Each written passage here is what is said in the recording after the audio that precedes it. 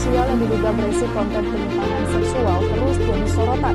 Tak hanya pemblokiran terhadap sejumlah akun grup bully yang menimpa mahasiswa program pendidikan dokter spesialis atau PPDS anestesi. Viral di media sosial, grup Facebook Fantasi Kejar yang meresahkan. Di dalamnya para anggota grup membicarakan fantasi dewasa dengan keluarga kandung.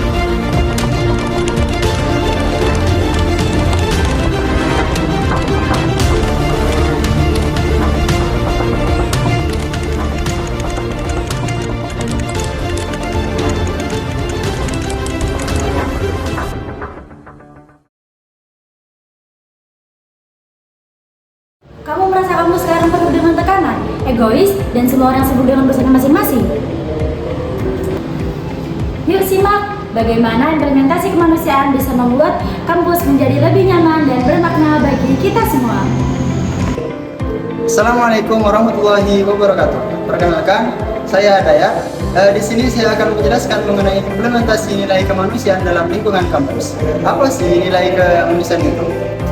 Susah, bingung, atau mungkin nggak tahu? Kampus adalah ruang bertemunya berbagai gagasan, latar belakang, dan karakter.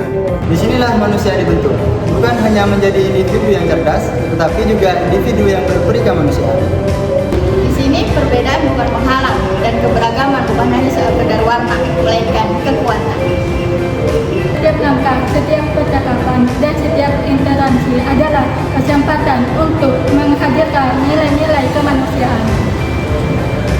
Inilah kampus, ruang kita belajar untuk menghargai, memahami, dan menguatkan satu sama lain. Ruang untuk bertumbuh sebagai manusia yang sesungguhnya.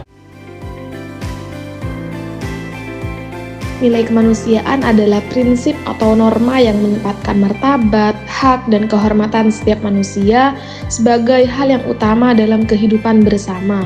Nilai ini menekankan bahwa setiap individu memiliki kedudukan yang setara, layak dihormati, diperlakukan dengan adil, serta mendapat kesempatan yang sama tanpa memandang perbedaan apapun. Implementasi nilai kemanusiaan di kampus dimulai dari keberagaman. Lingkungan kampus harus menjadi tempat yang aman dan inklusif tanpa diskriminasi, tanpa perbedaan perlakuan.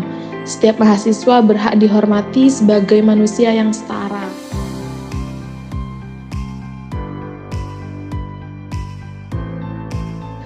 Nilai kemanusiaan hidup dalam tindakan-tindakan kecil yang sering kita abaikan, menghormati pendapat orang lain, menawarkan bantuan tanpa diminta, atau sekedar memberi ruang bagi teman yang sedang membutuhkan.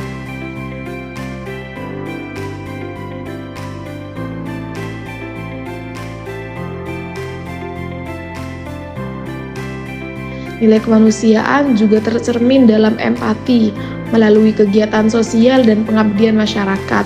Mahasiswa belajar memahami realitas hidup di luar ruang kuliah. Dari sinilah muncul jiwa peduli dan solidaritas yang menjadi fondasi penting kehidupan berbangsa.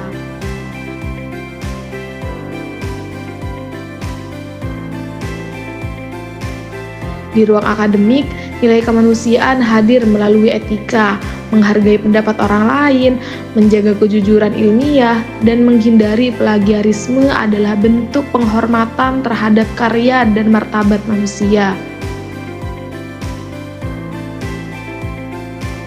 Kampus adalah ruang kebebasan berpikir. Setiap mahasiswa berhak menyampaikan pendapatnya. Namun, kebebasan itu harus dibarengi dengan rasa tanggung jawab dan sikap saling menghargai. Inilah wujud kemanusiaan, mendengar, memahami, dan menerima perbedaan. Kesejahteraan mental adalah bagian penting dari nilai kemanusiaan. Kampus yang humanis menyediakan layanan konseling, mendampingi mahasiswa yang menghadapi tekanan akademik maupun masalah pribadi. Karena manusia bukan hanya sekedar angka, nilai, atau IPK yang mereka miliki. Mereka memiliki emosi yang perlu dipahami.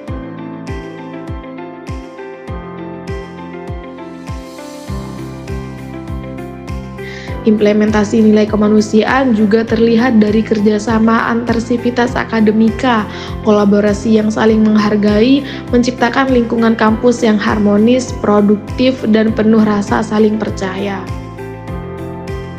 Nilai kemanusiaan bukan sekedar teori, dia adalah praktik sehari-hari. Cara kita menyapa, cara kita bekerja sama, hingga cara kita menghargai sesama.